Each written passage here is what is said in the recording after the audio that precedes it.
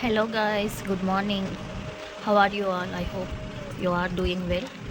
Welcome to my channel. Please subscribe. నా channel ఇంకా subscribe చేయకపోతే ప్లీజ్ సబ్స్క్రైబ్ మై ఛానల్.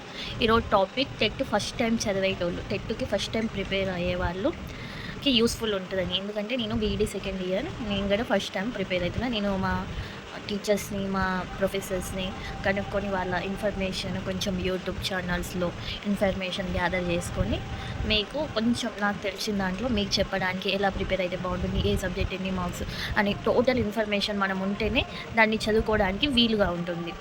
మనకి ఈజీగా ఒకసారి అటెంప్ట్ చేయండి. సెకండ్ ఇయర్స్, ఇప్పుడు బీఈడీ సెకండ్ ఇయర్స్ వాళ్ళైనా అటెంప్ట్ చేయండి. వన్ టైం అటెంప్ట్ చేస్తే మనకు ఒక ఎక్స్పీరియన్స్ అవుతుంది.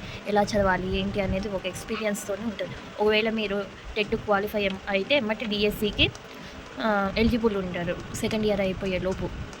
So welcome to my channel. టాపిక్లోకి వెళ్దాం.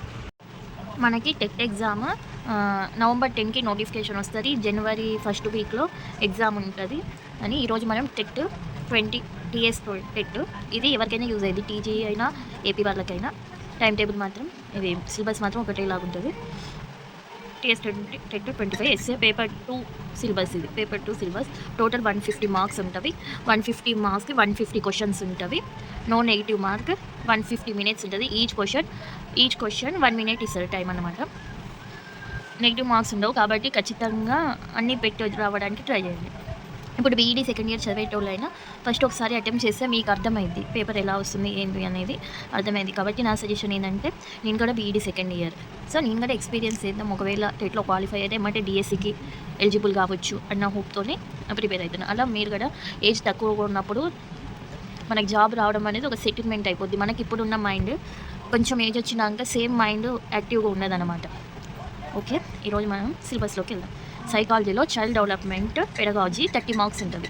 30 మార్క్స్. నెగిటివ్ మార్క్స్ అనేవి ఉండవు. Language 1 Telugu total 30 marks. Content 24 marks.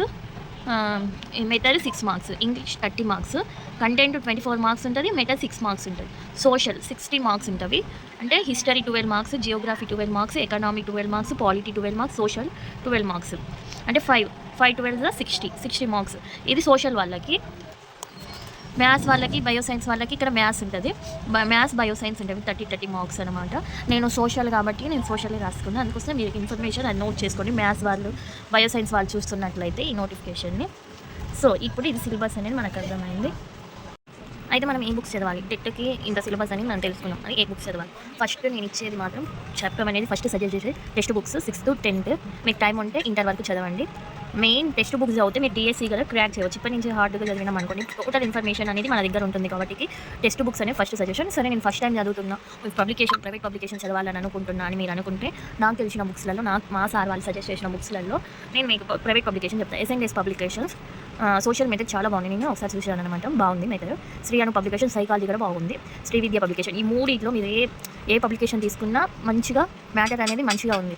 ఈ 3 పబ్లికేషన్స్లలో ఏదో ఒకటి తీసుకోండి. ఫస్ట్ అసలు నేనైతే టెక్స్ట్ బుక్స్ చదవమని ప్రిఫర్ చేస్తున్నా. ఒకవేళ మీకు టైం లేదు, ఒకసారి ఫస్ట్ టైం కదా, మీకు పేపర్ ప్యాటర్న్ ఇవన్నీ తెలవాలి, ఏం చదవాలి మనకు ఫస్ట్ అర్థం కాదు కాబట్టి ప్రైవేట్ పబ్లికేషన్ చదవడం కూడా బెటరే.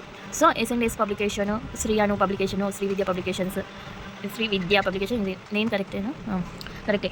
ఇందులో మీకు ఈ 3 పబ్లికేషన్స్లలో ఏది మీకు అవైలబుల్ ఉంటాయి? 3 ఉంటాయి. ఇవి 3 ఫేమస్. ఎక్కడ బుక్ స్టాల్స్లలో అడిగిందో కూడా ఇస్తారనమాట.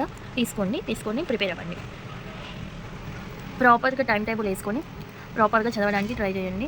ఇప్పుడు బీఈడీ అయిపోయిన వాళ్ళు మార్నింగ్ 8 నుంచి 5 వరకు టైం టేబుల్ వేసుకొని, వాళ్ళకి వీలు ఉన్నప్పుడు టైం టేబుల్ వేసుకొని కంటిన్యూస్గా టైం టేబుల్ని ఫాలో కాండి. ఒకరోజు ఫాలో అయ్యి ఒకరోజు ఫాలో కాకుండా, అలా కాకుండా కంటిన్యూస్గా ఫాలో అవ్వండి. ఫాలో అయ్యి మీరు ప్రిపేర్ అయితే ఖచ్చితంగా జాబ్ని క్రాక్ చేయడం ఈజీ అవుతుంది.